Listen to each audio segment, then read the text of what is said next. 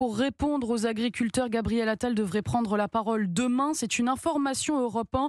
Aujourd'hui, le Premier ministre s'entretient avec le ministre de l'économie Bruno Le Maire et de la transition écologique Christophe Béchu. Gabriel Attal qui pourra s'appuyer sur la liste d'une centaine de doléances transmises hier par la FNSEA et les jeunes agriculteurs. Parmi ces revendications, le maintien de la niche fiscale sur le gazole non routier, le fameux GNR, Baptiste Morin. Oui, aujourd'hui, le litre de gasoil non routier est environ 40% moins cher qu'un litre de gasoil classique. Une niche fiscale de près d'1,5 milliard d'euros que l'exécutif a prévu de raboter en grande partie d'ici à 2030. Bercy a beau assurer que les économies seront reversées au secteur intégralement.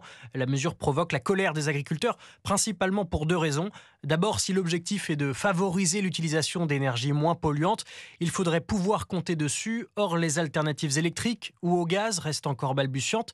Et puis, deuxième raison, une partie de cet avantage fiscal sur le GNR n'est pas automatique. Les agriculteurs doivent en fait demander par écrit le remboursement a posteriori d'une taxe, la TICPE, quelques 15 centimes par litre.